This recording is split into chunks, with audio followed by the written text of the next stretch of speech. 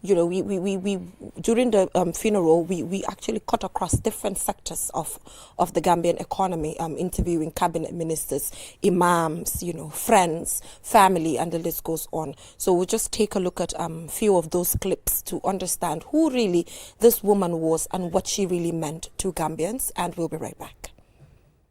My Savage was my big sister and my best friend, because she has advised us in so many arenas in the Islamic Ummah.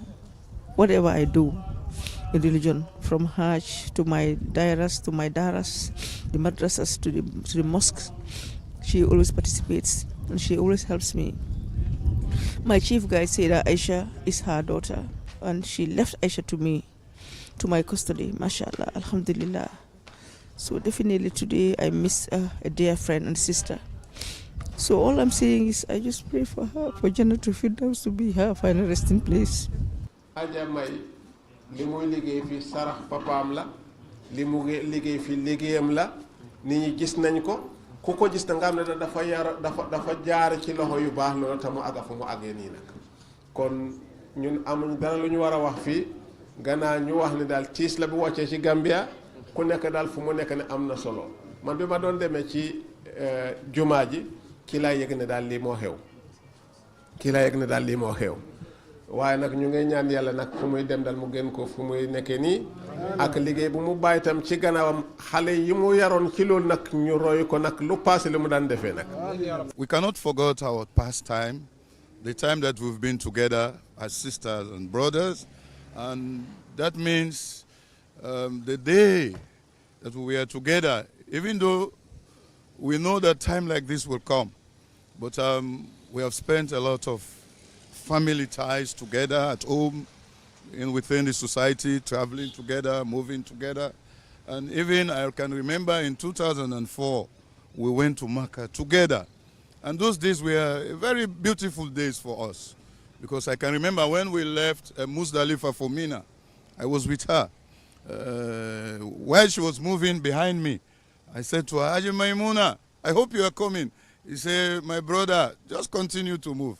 Soon I will be with you. And we walked from Muzdalifa to Mina. She's a very strong woman. Indeed, strong in faith, strong physically, and also morally and mentally. So we hope that where she is going now will be better than where she came from. My Savage was for Gambia, and that has been put forward by His Excellency the President, Mr. Adama Barrow. Upon hearing the news, we were in a cabinet meeting. He was so saddened, and all cabinet members. And then he sent a high-power delegation here, led by the Vice President, and the Minister for Religious Affairs was here, and myself, and the Minister for Gender. We were all here. So we are all saddened. Anytime a citizen who has been contributing immensely to the welfare of the people of the Gambia passes away, the government gets saddened, but the people get saddened. So the whole of Gambia is saddened. Ajamai Savage has been inculcating good in the youth of this country. From her preaching on the radio, in the other social gatherings, and to the school. This school has played an important role in the lives of so many people, even before the school came here. When people teach children and human beings good moral values, they make a difference in society.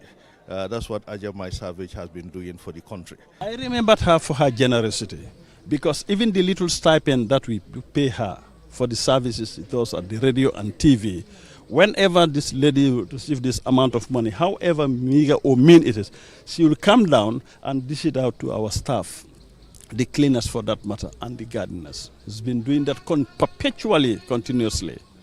Even yesterday, she had to call the cashier to say, I will not able to come and collect my money, but give it to my sister. So she was very, very generous, very generous. And that's a lady who, would whenever she knows you who you are, she's ready to go all out. And besides that, she also played a very pivotal role in the Hajj Commission. She once served as a Hajj Commission member during the days of the former regime under Yahya Jammeh. And besides a Hajj commissioner, after their term expired, she also volunteered to serve as a Hajj guide. It's a great loss, not only for the Savage family, but for entire Muslim in the world. Because Aja Maimuna Savage have served many years in Dawah field. When I say Dawah field, preaching, spreading Islam within Gambia and beyond. So I can remember even before we joined the Dawah field, we were following, these are the people that we emulate them. We were following their speech, we were following their preach in TV, both TV and radio. I can remember even just last Ramadan, when I came to GRTS, she has a program before my time. So we were talking, or we were sitting at the reception there, sharing, words, ideas. She played a great role in this dawah. What I have learned from her is a lot. It's a lot. From the deen aspect, from her moral, from her the appearance, the way she dressed, the way she talked to the ummah, and the way she even encouraged the young ladies and the young women how to try and have Islam within them. Aja Maimuna can give out all what she has in the name of Islam and education. She's somebody who loves to educate people and who loves to ask questions to gain more knowledge and enlightenment.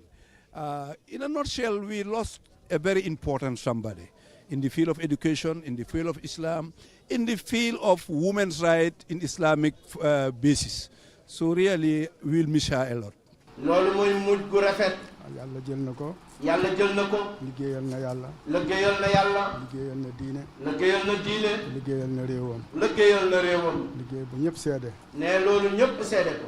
yal na ko yàlla nangul. ne liggéey bu ñëpp seede yal na ko yàlla nangul. yàlla seddal gannaawam. seddal gannaawam. ne seddal gannaawam. te leeral kanamam. te leeral kanamam. ñu yërëm ko jéggal ko. yàlla yërëm ko te jéggal ko. dëkkale ko firdawsi. ne yàlla dëkkale ko firdawsi. dëkk tànneef ya. mu ànd ak tànneef ya. nabiyina siddiqina. nabiyina siddiqina. suhadaa ak saalihin. ak suhadaa ya ak saalihin ya. ko san man ko yal na ko defal. ne yal na ko yàlla defal. Some parents do not pay school fees. It is not that they do not want to pay, but it is sometimes not easy on them. We are always relying on Allah to help us. There are people out there, like members of my family, who will always help. As I said, I have friends who will always help. But alhamdulillah, since we are working for Islam, we do hope for Allah to accept our work and to reward us in the hereafter. It is very important for us to learn. It was centuries ago, during this holy month of Ramadan, when the first message came from heaven through the angel Jibril to the Holy Prophet Muhammad sallallahu alaihi wasallam, and the angel proclaimed, read in the name of your Lord.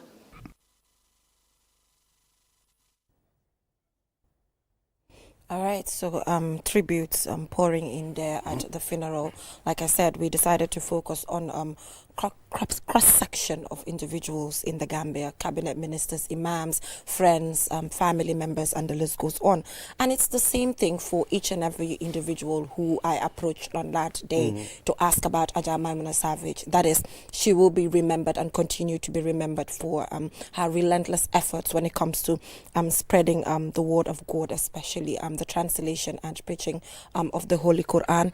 Ibrahim, like I said, we're joined by Imam Usman Jah, who was very, very busy on the day of the funeral. So unfortunately, I could not have a session with him for him to be part of the story. So the fact that he is here with us, I think it will cover up for his absence in this particular story, because they have a very, very, very strong relationship. Imam, good morning. Good morning, Sahna Jainaba. Good morning, Mr. Weltare. And good morning to our viewers, all of you. Yeah. waaw dañ bëggoon rek déglu nañ fi waxtaan yi ñi nga xam ne wax nañ ci affaire Aja Maimuna Savage yàlla moom na ko te ñëpp benn kaddu lañ wax ci mbiram bëggoon nañ rek yow tam nga sànni ci ay kaddu ci yokka ci ñooñu luñ wax. bismillahi rahmaani rahim wa sallallahu wa sallama ala sayyidina wa nabiyina muhammad wa ala alihi wa sahbihi ajmain. ñuy tàmbalee rek ci li ñu suñ borom sant saa yoo xamee ne musiba dal nañu mu ne nañ wax ne inna lillahi wa inna ilayhi rajiun waxoon nañ ko ñu ngi koy waxaat di ko waxaat inna lillahi wa inna ilayhi rajiun waaye nag di njëkk a sant nag QTV ci jéego bu am solo bi nga xam ne seqi nañu ko ci bésab dëj ba tey jii fuñ toll rek ñu ngi jéem a maquette achievement yi soxna si di Adja May Savage di sant mboolem media house yi nga xam ne def nañ lu mel nii lu demee ni kii GRTS fa tabarakallah ak ñeneen Adja May Savage su fekkoon ne lu baax day doy damay wax ne lii ñu seetaan léegi rek doy nañu ndax laal na lépp wane na kan mooy Adja Maymuna Savage ci diine ji kan mooy Adja Maymuna Savage ci society bi kan la ci government loo dem rek secteur boo dem rek fànn boo dem rek danga fa fekk Adja May Savage mu fees fa del macha allahu taala waaye ci gàttal rek ndax xam naa ne seen time bi guddul man suma diggante ak Adja May Savage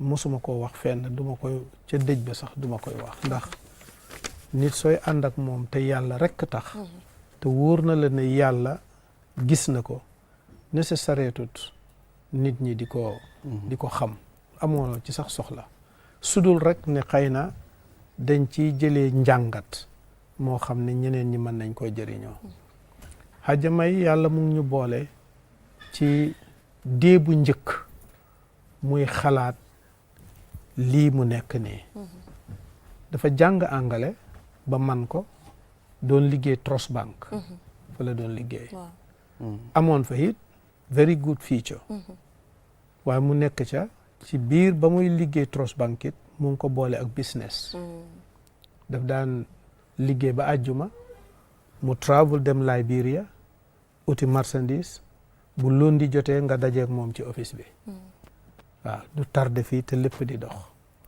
mujj gi dugg na ci jaay catering defar lekk di jaay lu nekk def na ko pour ñaqal boppam pour di fiit boppam ndax mu am lu lew mu toog ba mu yàgg mu fàttali ko ne way juróom élimaan la woon ay maamam yëpp élimaan lañ woon moom yàlla moo ko baaxee boole ko ci famille bu baax loolu nag du ngóoraam yàlla moo ko baaxale am baay ju baax yaay ju baax maam yu baax mu bañ lamp bi fay mu ne xaaral ma topp suma yoonu way jur yi ci loolu la duggee ci mbiram jàng ak jàngale mu ngi tàmbalee lii mu achieve tey mu ngi ko commencé Level Square ca kër papaam ci néeg bu ruqe ca gannaaw néeg bu tuuti nga xam ne ndox ci suuf lay génn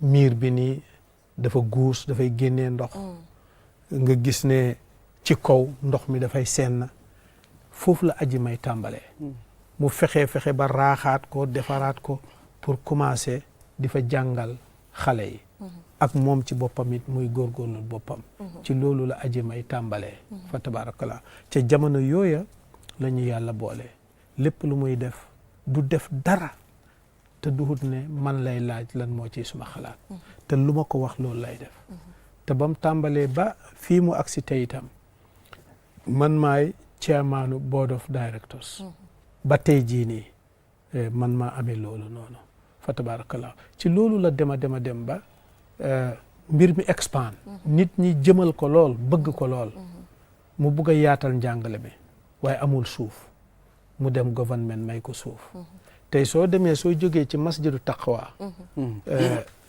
cël woowu noonu ak bi jëm si ci juma pipeline bi diggante boobu lañ ko joxoon waaye am bi barexut munut koo develop demoon nañ sax ba gas foundation munut koo develop mu jógi government ci la ko government waaye ndeke yàlla duy def lu bon lu mu def moo gën ci la ko yàlla may fi may noonu tey ku la wax tey nga gis image biñ fi gis léegi jumaa ji nga gis building ya fa nekk ci ay classe ku la wax ne jigéen a def lii you won't believe it mënuloo koo jël fi ne nii ki jàmbaari fàkk tëdd la boo xam ne góor li ëpp ci góor ñi moo leen man waxuma la ak nag jigéen ñi def na fi loo xam ne ci réew mi mooy di first lady bu ko fi def ci wàllu buntu education amul kenn ku fi def lu mel noonu yees jigéen ñaa ngi góorgóorlu ci beneeni anam ku nekk am nga ngóora ca sa anam ba waaye anamam bii moom rek la ko fi yàlla defal school boo xam ne soo fa génnee bu la neexee nga dugg université bu arab bu la neexee nga dugg université anglais nga xam ne dafay defar sa diine defar sa jikko ba pare defar la itam looy mën a amee sa suturaay bopp ci àddina loolu moom la yàlla defal aji may jërëjëf imam si loolu ñu ngi gis na tamit ñu ngi ñu join si jox li waaw yàlla lu doy lu bees du doy naka lu neex du doy waaye soxna si nga xam ne tey moo bokk ci suñ jotaay bi tey soxna Fatou Bintou waaw nekk borom xam-xam bu mag ca Sénégal nekk liggéeykatu diine ni aji may di def fii lu mel noonu wala lu ko ëpp moom lay def ci Sénégal moom ci fànn bu ne nag yàlla boole kook aji may fa tabaarakallaahu saa yuy def conférence daf daan encourage jigéen ñi dafay oo soxna Fatou Bintou mi muy ñëw di ko defal conférence yu ñàkk ayib kooku nag tey fa tabaarakallaahu moo ñëw ci dëj bi ñu bëggoon nag wax dëgg yàlla xam nañ ne time bi gàtt na waaye feeñ ci screen bi rek doy na ñëpp bu boobaa luñ ci mën a am mu man ñëw day soxla Fatou ñu lay dalal jërëjëf waaw bu boobaa ñu laa dalal si programme bi comme ni ko imam waxee nga jógee ba Sénégal ñëw fii si dëj bi pour ñëw jaala si ki nga xam ne sa xarit la ak ki nga xam ne yéen a ngi doon jëflante comme ni ko imam waxee waaye ñu bëggoon a xam rek lan nga gën a mën a fàttale ko si moom si seen relation bi jërëjëf aouzu billahi sami al alim min alshaytani rajim bismillahi rahmani rahim alhamdulillahi rabbil alamin wassalatu wassalamu ala ashrafi alxalq sayidina wa habibina muhammadin wa ala alihi wa ashabihi wa man tabi bi ihsaan ila yawmi diin jërëjëf soxna si maa ngi leen di nuyu yéen ñëpp di leen ziyaar di nuyu suñu kilifa gu baax gi ma fekk mu nekk ci yoon bi di Hadj Ousmane di suñu kilifa ñun ñëpp li mu wax yëpp noonu la demee di nuyu seen téléspectateur yëpp ñi nga xam ne ñu ngi toog di leen seetaan daanaka bu ma dugg see sax sama xol dafa tooy parce que musuma fi ñëw ci programme am wala sax ma ñëwoon rek yeneen loo xam ne xëy na yenn saa yi sama mbiru bopp la sudul nee na ma nañ dem télévision nga defal ñu waxtaan te bu ma ñëwee du xam nga télé bi booy def waxtaan munoon ne daf may invité toog may wax muy wax wante dafay wax ne ma non demal rek nga wax tey bu ma dugg see fii vraiment sama xol tooy na trop ndax moom lu may fàttaliku si moom lu ma xalaat rek mu ngi ci moom ci lu baax yàlla dafa dogal maa ngi moom suñu xamee kenn présenté wuñu dañu Gambie dañu Nations Unies dañu organiser benn forum bu mag a mag fële ci Niger réew bu nekk jël ñaari góor ak benn jigéen lu mat juróom-ñaar fukki dëkk moom mu jóge fii Gambie ànd ak imam Muntaka ak Babali moom mu ñetteel leen man ma jóge Sénégal ànd ak Oustaz Barham Diop ak Oustaz Moustapha Gueye peut-être ak Abdou Aziz Kébé man tam ma nekk seen jigéen ñu ñëw nag fi ñu toog ci salle bi ñun ñoo fa ñun ñaar rek ñoo fay wax olof xam naa si ñi demoon si may waxtaan ak ñoom kii moom dafa yaru après Mountaga du ma tooñ di ma wax ne ma yow de ki jógee Gambie dafa yaru torop bu mu ñëwee ba tey kenn wante yow da ngaa bëri solo de yow de wute nga ak suñu kii bi ci noonu mu ne man de di nga wax kii dafa mën a xool maa ngi lay xool rek man dama la soppa ma ne ko man tamit maa ngi naan kii de dama ko sopp foofu la ñu fa sante kóllëre boobaak léegi mu jege fanweeri at yu manqué tuuti boobu laa commencé xam Aji May wante wax dëgg yàlla su amee ñaari nit si àdduna yëpp laa wax ci ñiy dund waxuma ñi passé ñoo xam ne man Seyda Fat Bintou Diop bëgg naa ñeeleel mel comme ñoom Adja May Savage la ak Adja Binte Thiaw ndax damay wax su dee si côté xam-xam bi peut-être am na tuuti lu ma yàlla may ndax wa maa utiitu minal ilmi illa qalilan xam-xam ku nekk tuuti rek ngay ñam mais su dee si comportement su dee si jikko su dee si yar su dee si yaatu su dee si dund sunna su ma ñeme woon sax dinaa dem lu gën a sori ma ne aji may kaana qur'aanan tamshi alal ardi comme li yaa Aïcha waxoon ci yonent bi sallallahu alayhi wa sallam bin ko laajee kan mooy Seyduna Muhammad sallallahu alayhi wa sallam mu ne daanaka daal moom dafa nekkoon rek alquran buy dox ci kaw suuf xam naa su ma ñeme woon tuuti rek damay wax ne aji may man nu ma koy dundee ak moom ni ma ko gisee dafa mel ni alquran bu doon dox ci kaw suuf ndax aji may ci côté yëpp xam nga ñun olof yi dañuy wax suñ lay tagg di la wax ndax si juddu bi laa lay tagg wala si jikko bi wala si ngor bi wala si tabe bi wala si leeru kanam gi wala ci yar njaboot bi ci lan nga bëgg ma tudd ko alal ji nga bëgg ma tudd ko wala jikko bi wala juddu bi mais aji may macha allah taala bi may dugg maa ngi dégg suñu kilifa bi Seydina Ousmane di wax naan juddu bi xam nga juddu kenn du ko tànnal sa bopp mais yonente bi sallallahu alayhi wa sallam sax bi mu waree ñëw yàlla daf ko tànnal juddu bu rafet Seyda Adja Maymuna Savage yàlla may ko loolu xam nga loolu tànnalu ko boppam waaye nag fexe na ba moom ci boppam comme ni ko imam waxee façonné boppam nekkoon ci benn business ndax man tamit dama dem ba xaritoo ak moom ñuy tëju suñu nekk su ma ñëwee ñuy tëju di waxtaan ba bës sa duñu nelaw léeg-léeg mu ne soxna Fatou Bin maag yow kan moo gën a bëri wax ma ne ko ay jàngalekat lañu ma ne ko suñu waxulee li nekk suñu xol yi du baax ba tax na daan nañu waxtaan lu bëri ci dundam bu waxee léeg-léeg suñu waxtaan lu su gënoon lu ma siy gën a reetaanlu mooy dañuy waxtaan ñu xàqataay réeree ba si yàgg ñu waxtaan ñu jooy suñu passé ak suñu jafe-jafe ñu àdduna ak suñu jafe-jafe ñu njaboot ak jafe-jafe ñu famille bi ñu waxtaanaat ñu xàqataayaat kontaan waxaat bu nu tasee màkk bu nuy daje si bërëbu yonente bi sallallahu alayhi wa sallam nit ku gore dem na nit ku tabe koo xam ne li mu doon def du am parce que tabe du am mais xol mooy joxe da ngay xam ne kii lii muy organiser di ko def munu ko mais dina ci dugg yàlla indi loxoom dugal si ba lépp jag lu mu doon def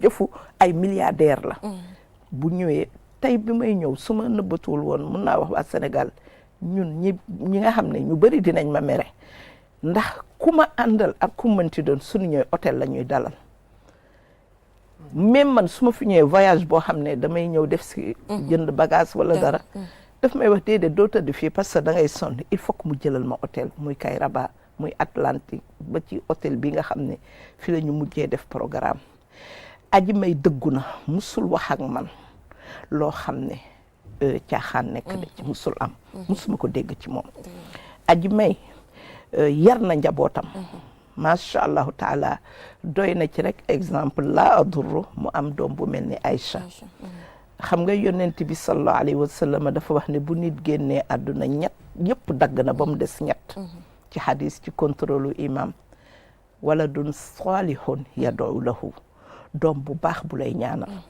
waaye xam nga ne day soxna si ku bàyyi doom bu mel ni Aïcha am nga yaakaar ne ak nag Aïcha bu mu jur si biiram mais ñaata junni Aïcha la formé fii ci Gambia góor ak jigéen tey ñooñu nekk ay doomam yoo xam ne xëy na du doomu ëmb ak wasin mais doomu njureel la ak ay sœur ku mel ni Adja Aduleet ku mel ni ñi mu bokkal ndey ak baay da ngay wax ne soxna May yàlla may man musuma gis ci àdduna musuma tase partout fu ma dem moo xam Europe moo xam Amérique ma tudd aji may ba kenn wax ci sa fan ko yow xaritu tante may nga da ngay gis sa ñoo xam dañu am kii yow dama la bëgg ndax yow xaritu tante may nga mbaax ci famem wala dun salihun yad'u lahu doom bu baax sadaqatun jariya imam wax na li mu bàyyi ku ko bàyyi kay bàyyi nga loo xam ne à vie nit ñi dinañ si jëriñoo du moom rek moo si njëriñoo ñetteel bi mooy ilmun yuntafa'u bihi xam-xam bu ñuy xamle ñaata la aji may jàngal kon nag soxna si aji may bu ma duggee si lépp rek zéro faute lenn tey rek la lu mus a am lu ñu naqari ci moom mooy bi ma déggee ne aji may wàcc na liggéey mais man aw ma si moom dara zéro faute te yàlla xam na ne Ousmane mii xëj na xam na ma du ma nit boo xam ne damay jeté kenn fleur su ma gi xamoon leen naa ne waaw leen nit doomu aadama de motul baax na nag waaye walhamdulillah ñu ngi sant yàlla mais aji may man de ñee naa ko xaw ma kañ laay dem mais ñeen naa bés bu may dem xusnul xaatim bi ñuy wax ci doomu aadama ni ma doomam nettalee ni mu waxe ak ni mu demee am naa yaakaar ne man day ñee naa ko te maa ngi ñaan yàlla borom bi subhanahu wa taala imam yàlla na ma yàlla xam naa sax duma ko am ndax man meluma comme moom damay ñaan yàlla mel comme moom mais xam naa ne man meluma comme moom yàlla nañu ko yàlla defal te yàlla yóbbu ko nag àjjana ya gën a kawe te am naa yaakaar ne li yàlla wax te waxam du deñ xam nga ñun olof ñooy wax yàlla bu ko cat jiitu mais cat amul si bàmmeel amul si àjjana yàlla waxam cat du ci dugg am naa yaakaar ne tey xasr ba yaa Xadija am la ñuy wax ci ku ko bëgg a tabax nii ngay doxale sa dund wax dëgg yàlla am naa yaakaar ne aji may tey fa mu nekk dina wax ne yaa layta qawmi ya'lamuuna bima ghafara li rabbi wa ja'alani min al mukramina sama ñooñ da tey bu nu xamoon xéewal bi ma yàlla defal kon ñoom tey duñu jooy su ma demee bay jooy rek damay xalaat ne moom ñun la bàyyee wéetaay ñun la bàyyee naqar mais moom fa mu nekk ragalu ko du fa war a ragal dëgg la balaa ñu ma engage at imam tuuti because ñu ngi doon wax in 1997 bu mu dooree the Islamic Cultural Center for women and children ba pare imam Babali tamit moom bi ma ko interviewé mu maa fàttali sax ne moom lu mu gën a fàttale ko si moom mooy impact yi nga xamante ne def na ko si women and children specifically mooy ne won nit ñi islam ak jigéen warugali jigéen si biir islam yi nga xamante ne xëy na xawoon naa manqué attention bu mu waroon a am joxuñ ko waaye moom bu mu ñëwee di nga gis ne attention boobu noonu mu ngi doon shift di wane jigéen taxawaayam si biir islam xëy na lu ko nit ñi foogee woon melut noonu ak yooyu so loolu ban njëriñ la am over the years yi nga xamante ne moom mu ngi def advocacy boobu noonu. jërëjëf soxna Hadja May comme ni nga ko waxee lim njëkk a taxawal mooy centre bi nga wax noonu for women and children te loolu moo jur Mouhamad Yadaliyu school bii nga xam ne moo taxaw tey njëriñ bi dafa leer Hadja May fii ci Gambia mooy di force jigéen bu sóobu yoon wi nga xam ne sóobu na ci wàllu solu ni nga xam ne noonu la jigéen war a solo ba pare amee marchandise moo xam ne jigéen ñi soxla nañ ko xam nga ñaare soo amee benn melo yi ba pare yore marchandise mu nit ñi soxla nit ñi dañ lay oysi Hadja May dafa tax ñu bari ci jigéen ñi moo tax ñu xemem yoon wi nga xam ne moom la Hadja May jaar ndax wàllu goo dem rek fekk ko fa ci biir njàngale yi nga xam ne ci lay jàngale nga xam ne def na ci loo xam ne moom mooy ki ko fi njëkk a def itam nga gis ko ci radio wala ci télévision muy firi alquran ci angale ndax bu njëkk ñi daan firi alquran ci suñ làkki réew mi lañ koy firi te am na nit ñoo xam ne ñu ngi dëkk ci réew mi te dégguñ suñ làkk yi moom mu di ko yóbbu ci làkku angale pour ñi déggut angale ak ñi nga xam ne sax seen déggi làkki réew mi setut wala ni ko angale bi waxee gën a neex mooy ki ko fi njëkk a def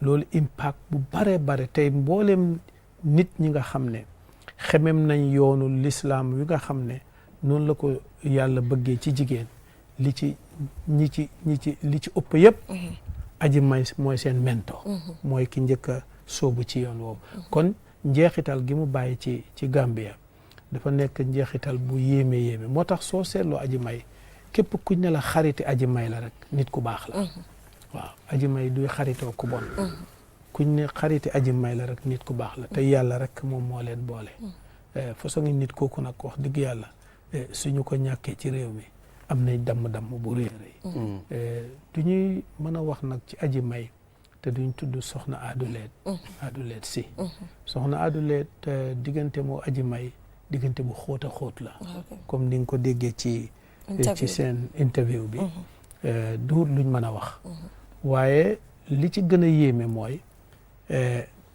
ci bi muy dund ci la jël doomam di Aïcha attaaj ko ci soxna Aadu ba nga xam ne fa tabaarakallaahu dafay mel ni doom jum jural boppam maanaam Aïcha ak Aadu dafay mel ni doom jum jural boppam la mu introduce leen ñu ànd di liggéey fa tabaarakallaahu Aadu ameel ko mbëggeel ameel ko cofeel di ko taxaw comme ni yaay di taxawoo doom Aïcha moom nga xam ne tam soxna si tudd na ko tam bàyyi ko gannaaw aji may ku yàlla dimbale la yàlla defal na ko loo xam ne yàlla seede na man ni ma ko ñeewu ma ko kenn ndax ku yàlla defal doom ju mel ni Aïcha macha allah nga xam ne yaa ko yaral sa bopp jàngal ko sa bopp ba mel ni la neex yow mi ko jur xam nga ku am doom mu mel ni la neex yow mi ko jur te fekk yow na la neex mooy ni neex yàlla xam nga loolu te nga jàpp ne da nga ko fiy bàyyi mu préparel ko ci anam bu ne am na ci anam yoo xam ne ñu bëri sax mën nañ ko ñàkk a xam man mi nga xam ne yàlla dimbali na ma ba léppam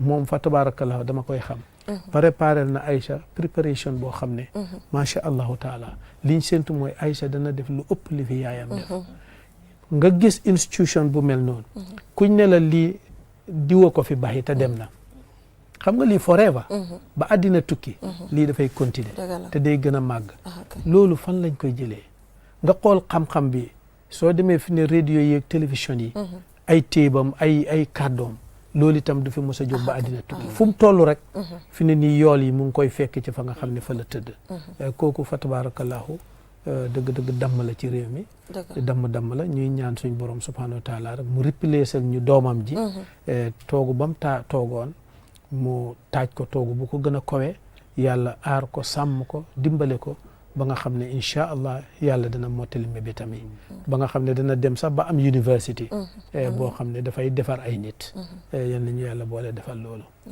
Anta Bintu su ko defee time bu ñu dese moom bareetut waaye xëj na nga tàggatoo rek ak ñu ñoo seetaan ba pare tam xëj na nga wax ñu rek lan nga foog ne ndaw yi nga xam ne because imam emphasize na ne Aïcha mi nga xamante ne Hajj guide la moom tam Tiwaawan travel and tours toppa na si tànki yaayam yi waaye comme ni nga ko waxee woon nekkut Aïcha rek dafa am ñeneen ñi nga xam ne jurut leen waaye impact na a lot si seen lives so lan nga foog ne moo war a nekk lu gën a important lu ñun xale yu jigéen yi lu ñu war a gën a mun a seet si moom pour yàlla dimbali ñu waaw li ñu war a gën a seet mooy ñëpp jàpp ci xam nga macha allahu taala aji may dafa pare parce que ci fan yu néew woona soxna Aduleet si mi nga xam ne man moom moo tax ma xam ko xam nga soxna si kii aji may ku yéeme la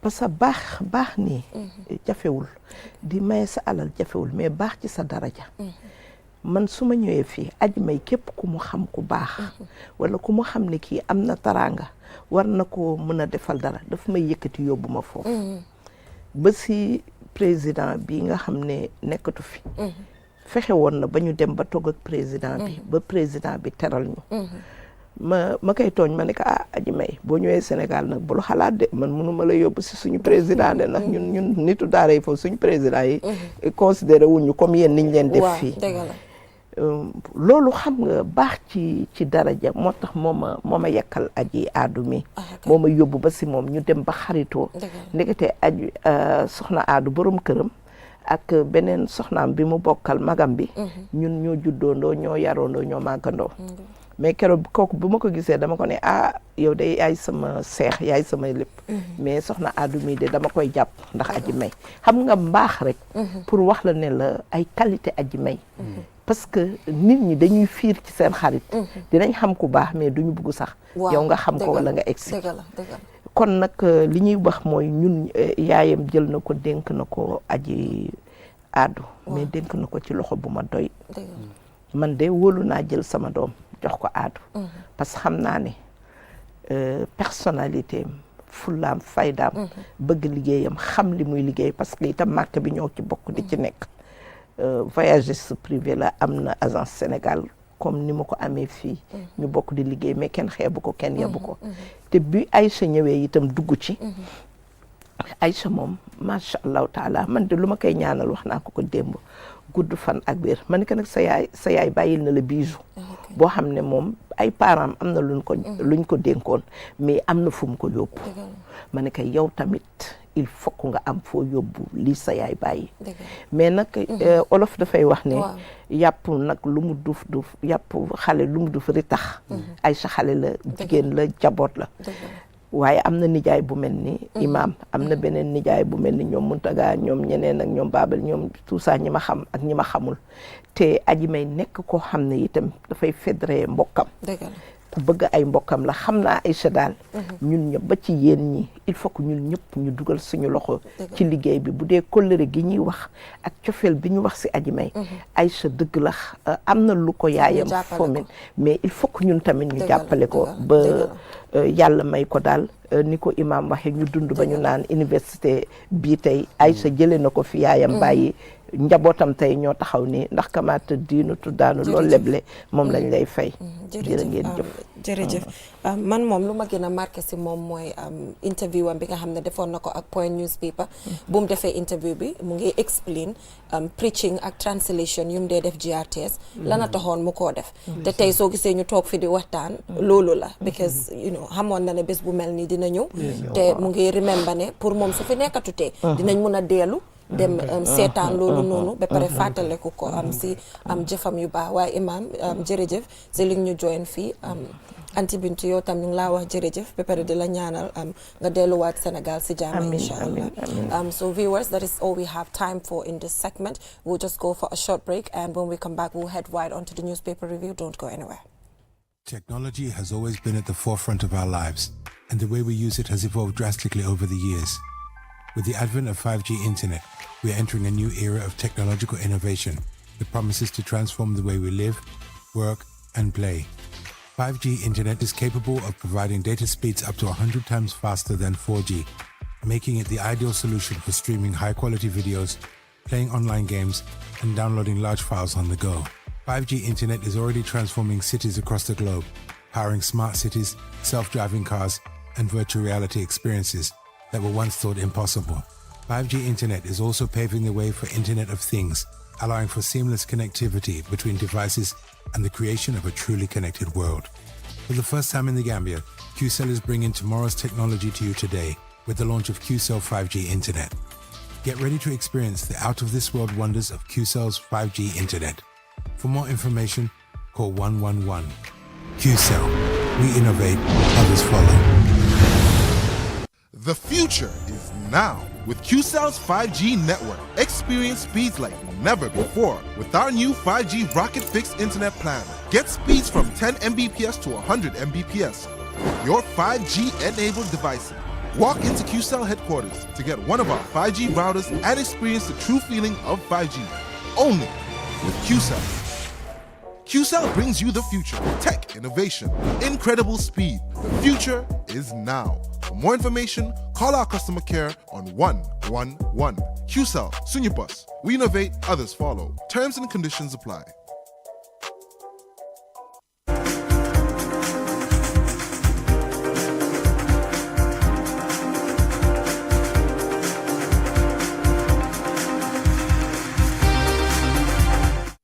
Welcome back from that short break. If you're just tuning in, you're watching QTV this morning. There we were paying tribute to Aja Maimuna Savage, and now we're joined by Mr. Ade. And I think before we move on to current affairs, I'm sure with all the tributes that actually poured in, and you must have also taken your key takeaways from the life that she's lived in the Gambia, preaching and translating the Quran. In fact, the key takeaway for me is that when I posted on a family group, all my cousins in Sierra Leone said they knew her very well, and that she was a close friend. And they were very sad to hear of her passing. And so, when I then asked them, in what context, they said, she's been visiting Sierra Leone for many years, and they had interacted with her. And of course, her preaching was actually circulated quite a lot, quite widely in Sierra Leone. Even going back to the days of cassette tapes, I was told. So at a time. Yeah.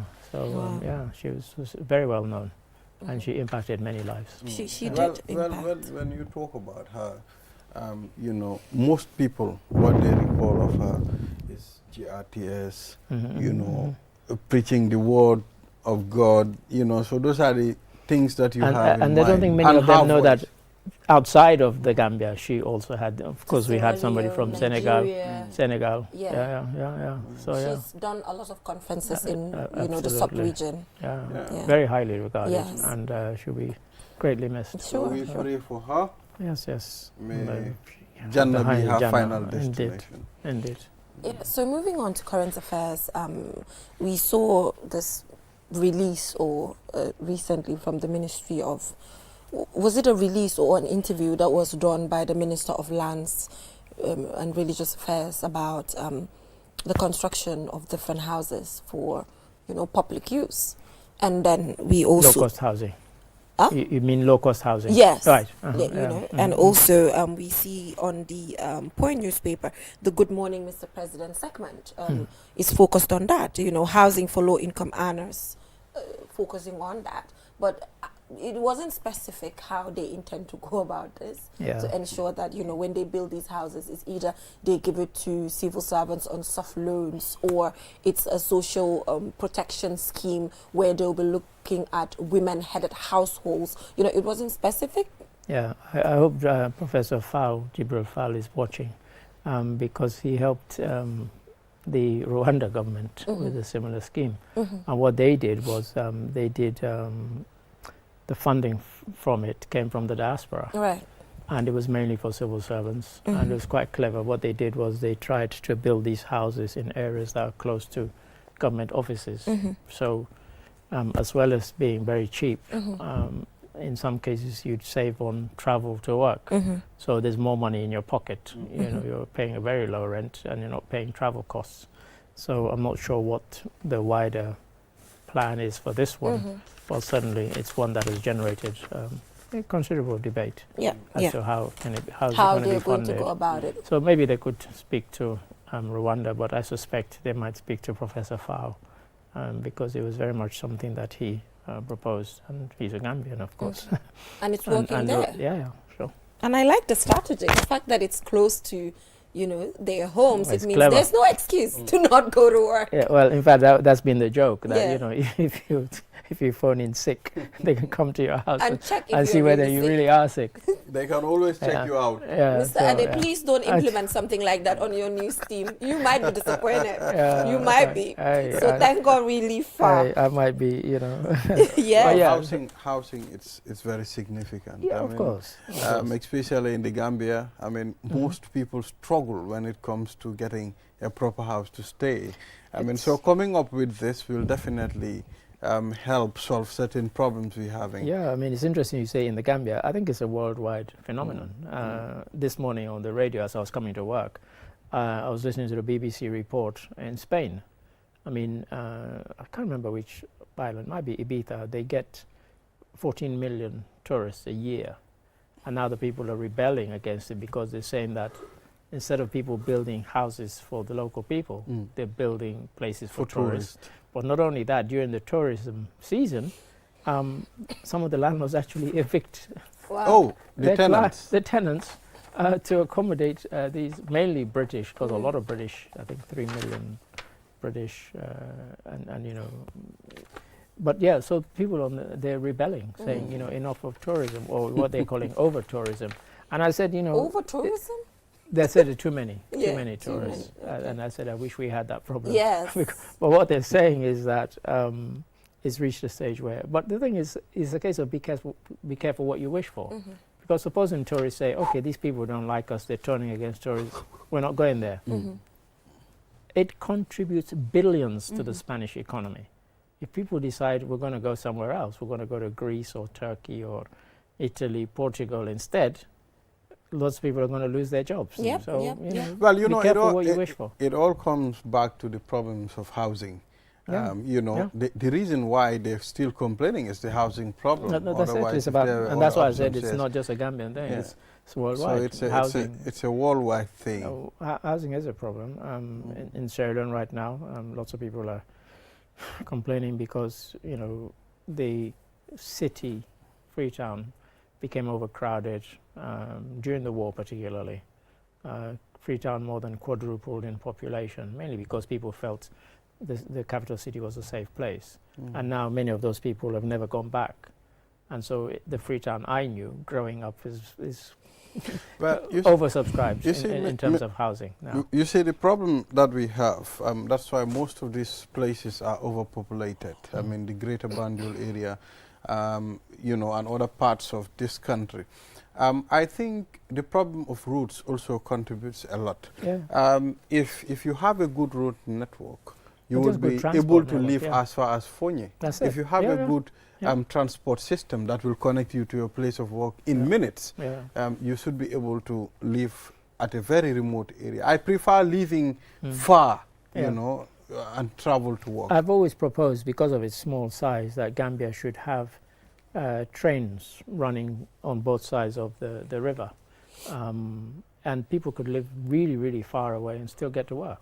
You go in England, I mean, there are people who live in 150 miles from London, still go to work every day in London. Why? Because there's good transport network. You jump on a train and within 30 minutes, 1 hour. My boy, one of my friends said to me, particularly the express trains. He said, I go clubbing from a distance like from Greater Banjul to Jarasoma. He said, and I drive. Can you imagine? You go clubbing to Jarasoma from the Gambia. Yeah, when I was in Switzerland, there are people who lived in France but worked in Switzerland. And that was their everyday commute. When I was in Sweden, there are people who went to Denmark and worked in Denmark every day. Why? Because there's good rail networks. In their case, it's just a bridge that takes you across. There's a train bridge, or you could drive across the bridge. They need to focus on connecting. I mean, that's it. It's a big thing, because if people have good road networks, you're absolutely right. You don't necessarily have to live. But when we don't, that's when people come and congregate in these areas where they think this is where the work is, this is where jobs are. I don't know if this will make it right. I mean, but I just want to suggest something. I don't know if it's okay. You see, my end, Mandinering, it's very closer to Banjul. It's just a river. And it's close. When you're standing in Mandina, you would be able to see Banjul, you know. So I was suggesting, what about if that place is bridged? Or maybe we get a ferry or something that will fly people to Banjul. I hope somebody's watching. Those coming from Brikama can be able to use the Makumbaya route, you understand? And connect to Mandinering instead of using all this area, you know, this traffic problems that we have. That's not such a crazy idea. So maybe when they come to Mandinering, they will park their vehicle, join the ferry, go to Banjul walk, then come back and go to Brikama. I think that would have been the best. That's not such a bad idea. In Freetown, because of how the city was based, there's a place called Aberdeen, which for many years never had a bridge connecting it to Lumley, which was the main beach in Freetown. And it was always a joke that, you know, Aberdeen didn't have a bridge. Now it's had a bridge for 30, maybe 40 years. And it cuts the time. Because to get to Lumley otherwise, you had to go around a place called Wilkinson Road, Lumley itself, and then Lumley Beach. And now you could just drive across Aberdeen Bridge and you're there literally. What would have taken you an hour will take you 5 minutes now, just by crossing the bridge. I mean, that's if you have a much good of a difference road network, you would be able to get to your place very fast and easy. Imagine, I live in Lamen, but I used Senegambia to the coastal road, then Airport Junction to my home. It's faster because the road network is good. I spend few minutes and I get home. When I use this route, I spend hours on the traffic. You mean the one you go to Westfield, the other one? Oh, that's a nightmare, that one.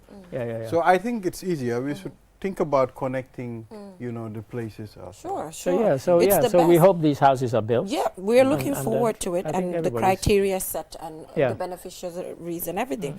But also, we you know, there's this shift that we are seeing with this particular headline with renewable energy, as the Gambia signs a 30.9 million euro contract to solarize schools and hospitals in the Gambia.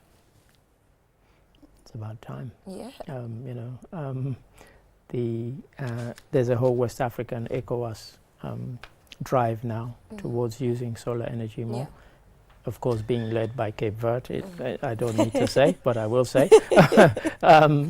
Because, you know, by next year, Cape Verde will be 100% renewable energy, wind and solar, 100%. None of this fossil fuel nonsense. And because of that, ECOWAS's renewable energy headquarters is in Cape Verde. We can all learn from them. And so, yeah, powering schools using solar energy. Yeah. It's about time. We should have done it 20 years ago. But at least we're doing it now. Yeah. Well, I think solar will it contribute a lot, to helping certain places. I can remember we used to do this cell site launching a lot during my QCell days. You know, QCell agreed with the Ministry of Health where they will put solar panels and power some of these remote hospitals that are far, you know, whereby they don't have access to electricity, but they would be able to provide electricity so that they can be able to, you know, freeze certain things, you know. So I think that works very well, and some of these hospitals are still enjoying that service, and that's solar. Good to know. I think also what might push people into solar is the announcement that came from NAWIC last week, that they're not going to be installing any meters until November of this year.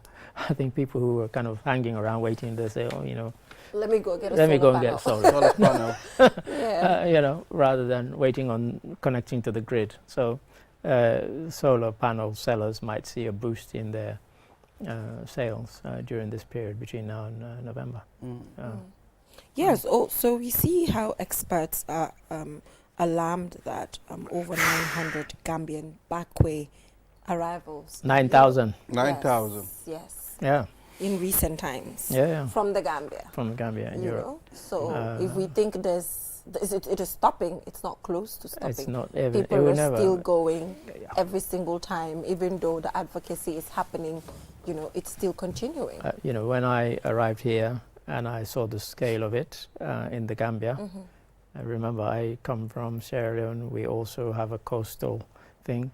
I said, there is that drive there to emigrate, and many people use irregular means, but although Sierra Leone is several times bigger than the Gambia, the scale of it is nowhere near. Here, I've described it as an obsession. Yes. It goes beyond sense, reason, whatever. The fact that people can sell a car to fund the trip, can sell a house. You can sell your house to fund this trip. I'm like, what? And you have no guarantee. It's not like you're selling it to buy a plane ticket. You could be arrested here before you even set off on the journey. You could get trapped in Libya or Tunisia or Algeria, anywhere like that. For me, the fact that I can die. And I was going to say, and you could die crossing. Doesn't deter people. Nothing will deter people, and I think we've now come to accept that nothing will deter people. Gambia, 9,000. This small Gambia. We contribute far more people to this traffic than our size warrants. It's crazy. Really, it's mind-boggling. Yeah. I don't know where the problem is, but I'm happy you used the word obsession, because it's not just with the backway, but traveling in general. Like, even if it's with an aeroplane, if it's not the backway, but just traveling in general, there's some sort of obsession, you know, surrounding it that, you know, I have to leave, I have to go. It's not just even traveling. if they have to sell their last butut. Because you talked about somebody selling their house to travel. We heard about and it's not just with the backway. Some people are selling their valuables to even travel just because they're traveling. They're in a plane, they're going. Yes, well, you know, the issue of backway is a bit complicated. I mean, most of the time I don't like to talk about it, because for me, fine, I'm not encouraging backway. But if a person wants to travel, or a person decided, okay, I want to leave because conditions are not favorable, the person knows what his or her condition is. You understand? There are people who are living here, they got houses to stay, but they are not eating. They are not getting 3 square meals a day. So each and every person, once you know, conditions might be totally different. My own condition, fine. Like you said, it's complex. No, hold on. I know, like you said, it's complex. I am working. I'm paid. You understand? Yeah. Some people are here, they're living in the Gambia. They don't see even a single $50 for a week. I hope you understand? the immigration officer whose son was easier, one of those who went on back way will come and speak to you. It's easier for us to sit and talk about it here. It's easier to, why are they going on back? Why are they doing this? Why are they doing that? It's easy for us to say it. But that cannot prevent the boys from Nobody's saying, look, I don't think you're listening. We said it's complex. That's why I said it's complicated. When Jammeh was here, talk about it, please. When Jammeh was here, people used that as the reason or the excuse, whatever term you want to use. Things. You know, oh, I'm an activist and I'll be in prison. Asylum. It's nonsense. Some of them had never had any activism.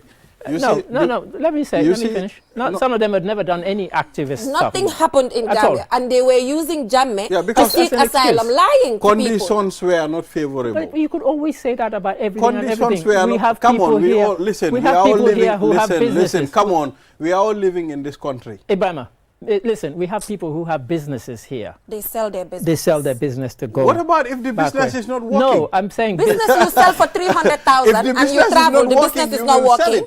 I mean, if you open a tailoring shop and nobody is coming, you will sell your shop and your machines and you leave.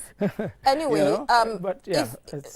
So everybody and the way you think. What we're trying to explain here is why does the immigration arrest boats when they're going? When they see boats going through the irregular migration? Well, I think it was... No, I just want to... They would arrest them, you know, seize the boat, arrest the individuals, look for ways to reintegrate them. If it was something okay to be done, they were going to allow them. They were just, if it was a choice, they were just going to see the boats and allow people to go. You didn't hear You know what I mean? I didn't say I agree with what you're saying. I didn't say, okay, my point is, it's okay. Okay, I listened to you. At My the point I is, said, I'm not encouraging people to do it. But conditions are leading people to do it. You're not discouraging them. What I'm saying is, I'm not saying conditions. A place where the richer get richer, the poor get poorer. Let's speak. That's all over the world. let us be very frank. Even in America. I'm happy that you described the issue of the back way as an obsession. Okay, here is and my... it's complex. Yes, and it's complex. We all agree with it. And I agree with what Balde is saying about the fact that, you know, people's situations are different. Some people are not eating or whatever. He mentioned... Let me come. Don't tell me you're not eating when you're spending 100,000 to pay somebody. I'm sorry. It doesn't make any sense. I'm not having that. It doesn't make any sense with what Balde is saying. Come on, look, come on. Balde, we listen to you. Just allow me. What Mr. Ade is saying doesn't make sense. No, what you're saying does not make sense. What he's saying, it doesn't hold any water. You pay 150,000 to travel and you're telling me you cannot eat. At that point, you know, if I invest that money here, I'm going to lose it. Investing in back way. Please. Invest in back way. Anyway, we're just going to wrap this up here. But before we leave, Balde gave his argument. What I'm just trying to explain is that we understand that people are challenged, but these challenges happen in every country. There are people who are in America, they are homeless. There are people who are in the UK, they are homeless. So each country has their own narrative with the challenges that we live by. But the fact that you can take 300,000 or 150,000 or go through the back way twice with that amount of money and you're not innovative enough to start a business or do something meaningful with your life on the basis of you are investing to go and die, that is not advisable, and it is not something that I feel people should listen to. And it's not just with the back way. People pay 300,000, 400 to go to Canada just to travel, get in an aeroplane and go with agents. That is obsession. But anyway, Mr. Ade, thank you so much for joining us on the program. We can disagree to agree. I have my opinion. He has, and you have.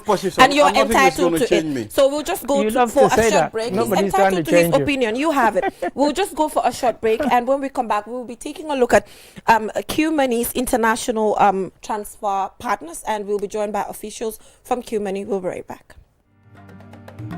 QCell mooy suñu boss. QCell mooy suñu boss. QCell mooy suñu boss. ko ebe dawada full network suta tili QCell ni lafta diamla wati jamala mune diata QCell most reliable network dumala keta wati QCell wo quality man nyon soto jam ona manke QCell hani be wuloni farole kono walante be bakono jala fayola network ko se taria QCell suñu boss ñu fi njëkk indi 3G ñu dellu taxi 4G plus and now we bring you 5G 5G first and only 5G provider suñu boss itella follow adi doron nesa keno suñu boss Gambia bela nyon tawo fele QCell suñu boss ko façon tawo buka bussi QCell suñu boss itella molti milka kukutol nati Gambia QCell meta lori la kilianol yele e manjina amanda wala itella ka quality dila dadi ma itelle silo wala wodol mume be keno ma QCell suñu boss QCell suñu boss QCell suñu boss QCell suñu boss Wanex solo be bambandi QCell suñu boss QCell most innovative QCell suñu boss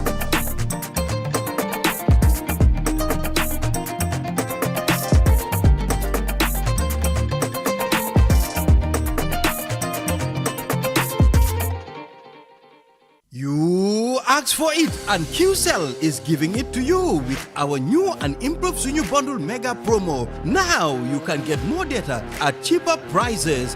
Buy any of our bundle packages and enjoy massive discounts. Dial *303# and enjoy browsing on the network with the biggest coverage. Buy a 20 megabytes data bundle for as low as $7 and 50 bottles today, or purchase bigger bundles up to 20 gigabytes. Yes, that's right, 20 gigabytes of data at your fingertips. With our mega promo bundles, you can browse more, chat longer, and stay connected on the go, anytime, anywhere. For more information, call our customer care on 111. QCell, we innovate, others follow. Terms and conditions apply. Q Money is back again with an offer of a lifetime. You can now buy Sunyu Bundle data packages directly from your Q Money wallet for half the price. Get all Sunyu Bundle packages from 20 megabytes to 20 gigabytes and enjoy the biggest internet data discount in the market. Just dial *323# now, choose option 4 and start buying your favorite Sunyu Bundle package. Half the price only.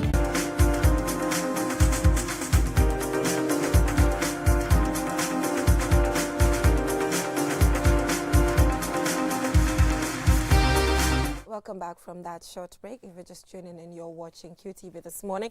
This topic is actually very important, the topic that we are moving to, because we were just talking about migration, and we are now about to talk about remittances, international money transfers and all of that. So I think it is just important, the sequence. We're jumping from that to another, and the data has shown that the contribution of individuals who live abroad, the contribution is very, very huge to the gross domestic product of the Gambia. So we have Q Money here, the leading mobile money in the Gambia, and we're joined by Ismaila Mane, who's an agent network supervisor Q Money, as well as Keba Saidi, who's the marketing manager of Q Money. Thank you so much for joining us, gentlemen.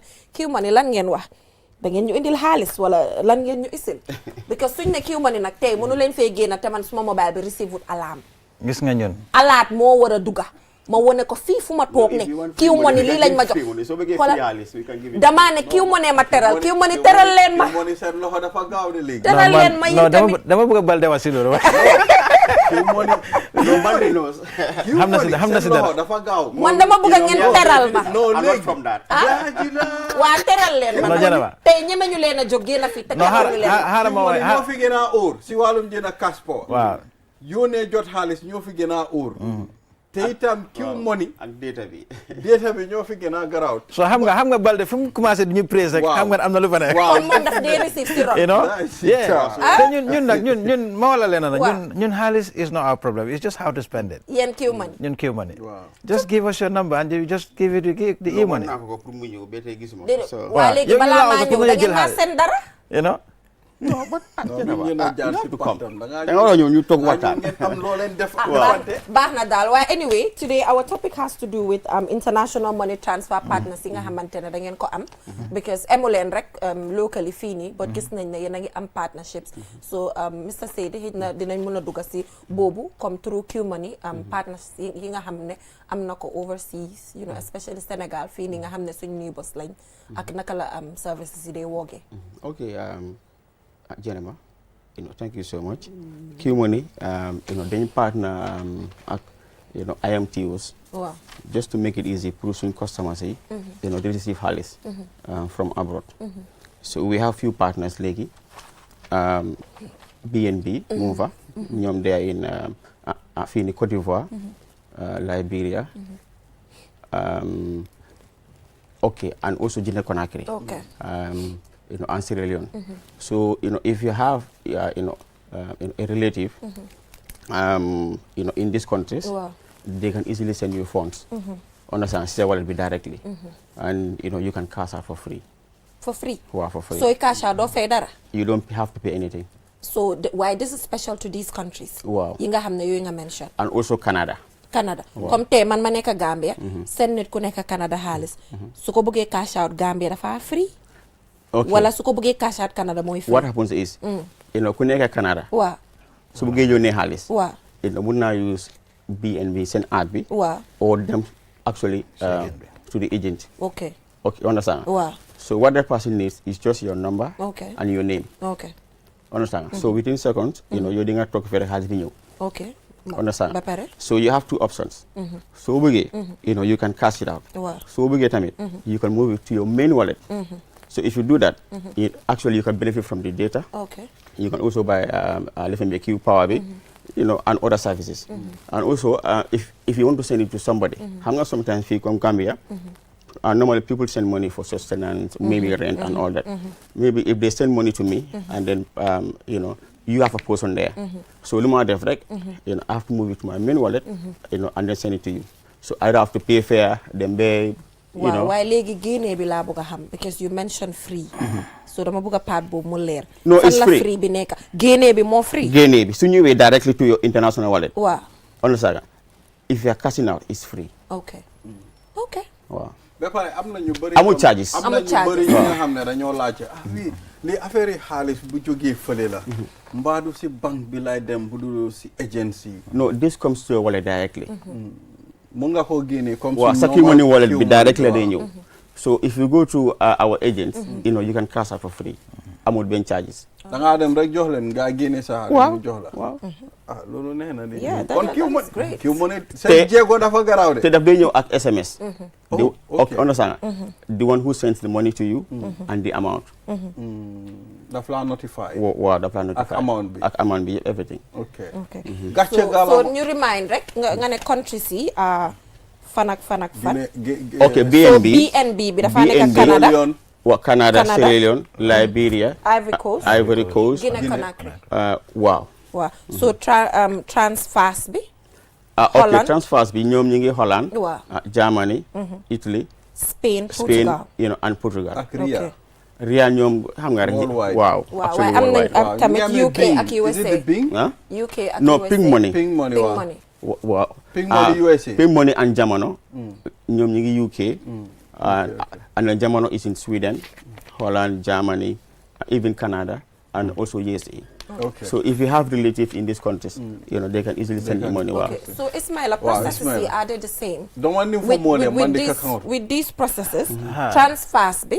Bala nga ñëw rek maybe nga tontu ma bi ci olof su ko defee nga dugg ci mandinka bi. Transfers bi, BNB bi ak Ping Money bi nga xam ne it's in all these different countries. Does it take the same process or dafa am different processes depending on ban location nga nekk ak ban si ñetti options yi nga nekk di use? Wow, jërëjëf Janaba, including Riatam. Wow, including Riatam, Senegal. Wow, yep, the same process bila. Okay. Yow the recipient bu nekk fii nii, loo am pour def mooy da ngaa jox sender bi sa tour ak sa number 3 wala number 5 dama dee wax all the time is mooy suma slogan you know the number to be with number 3 or the number 5 so yow soo ko joxee sender bi moom all that he needs is that information the number 3 or the number 5 ak sa full name bi bu fekkee ne your name is Ismaila like you said Ismaila Mane bul joxe Ismane. Okay. Because amoon na that scenario ko xamante ne xam nga dañ koy ne xaalis waaye nickname am bi la use.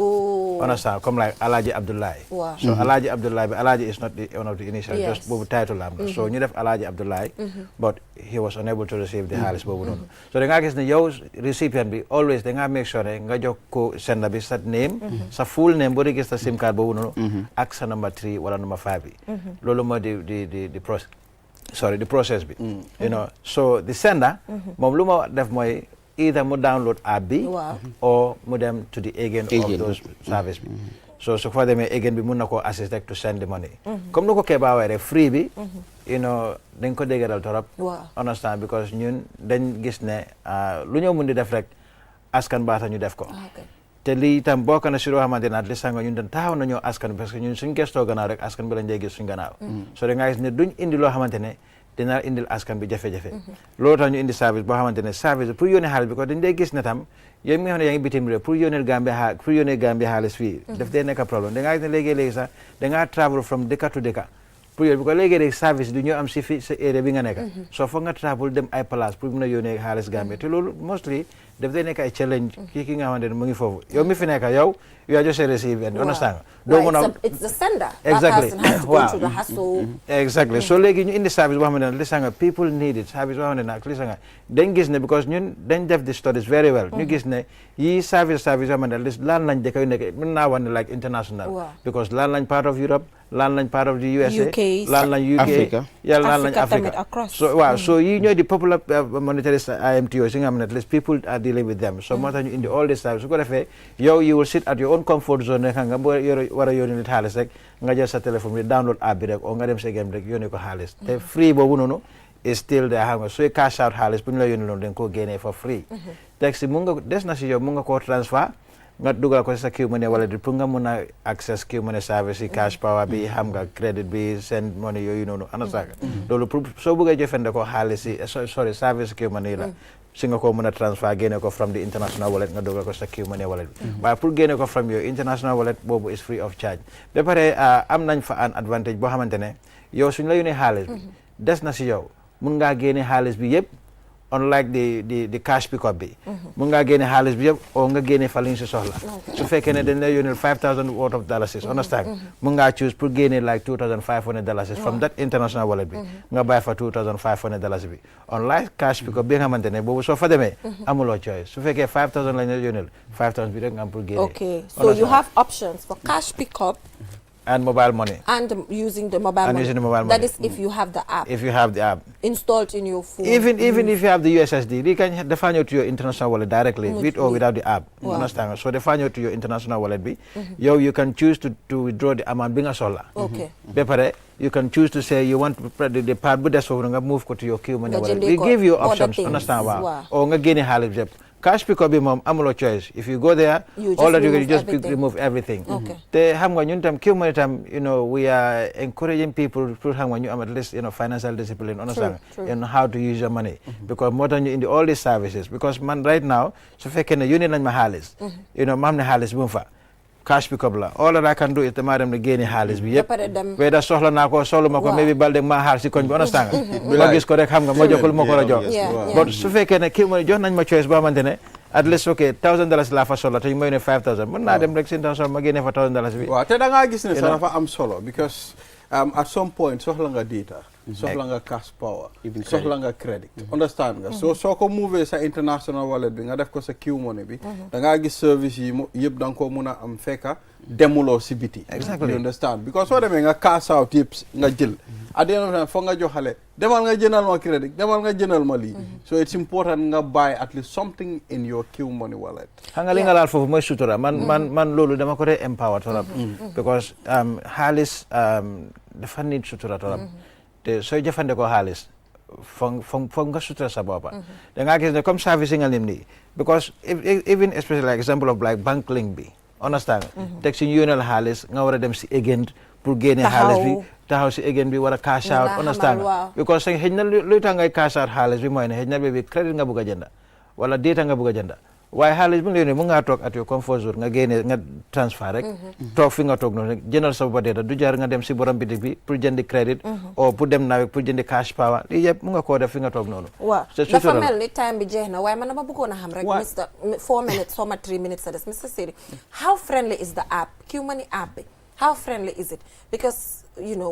because for example xam nga am nañ suñ yaay suñ papa yaa ngi si kër yi xëy na yaa ngi am doom place foofu la dee senee xaalis how friendly is it ba nga xamante ne anybody mun na koo use comme yombaayam daal su ko defee nga gën leen a remind ñu xam ne du loo xamante ne mathematics la bi nga xam ne dangaa calculer génnee ay formula wala teg ay formula loolu yëpp amu si anyway dégg la anyway I'll be right now in fact it actually you get try to improve it more at least to make it easier for people to use it right now so go use actually you need a password and all that wow the special pin wow why then you gain lulu at least pin bi do amat no pin bi dafa nek you have a login pin and transaction pin understand do bena understand already actually with Q Money you have a transaction pin okay so then you gain a login pin bi and then maintain a transaction pin mooy sa private one bi nga xam ne ñun ñëpp am nañ ko at least user friend okay so that step correct